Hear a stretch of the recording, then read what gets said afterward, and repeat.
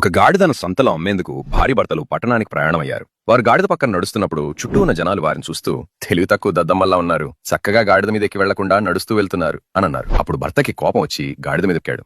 అలా అతడు గాడిద మీద ఆమె పక్కనే నడుస్తూ వెళ్తూ కాస్త ముందుకు వెళ్లగా మళ్లీ కొందరు ఆమెను చూస్తూ పాపం అమాయకురాలనుకుంటా భర్త పైనెక్కాడు, ఆమె మాత్రం కష్టపడి నడుస్తుంది అని అన్నారు. వెంటనే భర్త కిందకి దిగి ఆమెని గాడిద మీదకి ఎక్కించి ప్రయాణం మొదలెట్టారు. ఇంకాస్త దూరం వెళ్లాక భర్తను చూస్తూ నవ్వుతూ మగాడయుండి నడుస్తున్నాడు, ఇంట్లో మొత్తం ఆమెదే నడుస్తుందనుకుంటా అని నవ్వుకున్నారు. భర్త అవమానంగా భావించి అతడు కూడా గాడిద మీదెక్కాడు. ఇలా ఇద్దరూ ఎక్కి ఇంకాస్త దూరం దాని మీద వెళ్తున్నప్పుడు మళ్లీ చుట్టూ ఉన్న వాళ్లు వీళ్ళకేం పోయే కాలం, దున్నపోతుల్లా ఉన్నారు, పాపం గాడిద మీద ఎక్కిపోతున్నారు, నడిస్తే ఏమి పోతుంది పాపం ఆ గాడిద అని చుట్టూ మాట్లాడుకున్నారు. భర్తకు చివరికి ఒక విషయం అర్థమైంది, నువ్వు జీవితంలో ఏం చేసినా సొసైటీలో చుట్టూ గాడిదల్లా ఏదో ఒకటంటూనే ఉంటారు. సక్సెస్ అయితే ఎవరినో ముంచేసి వచ్చాడని, ఫెయిల్ అయితే ఏం చేతకాని వాడని. సొసైటీలో ఇలాంటి మాటలను పట్టించుకుంటూ పైకి కిందికి ఎక్కుతూ దిగుతూ ఉంటావా, లేకపోతే నీ దారి నువ్వే ఎంచుకుని నీ జీవితం నువ్వే జీవిస్తావా అనేది నీ చేతుల్లోనే ఉంది.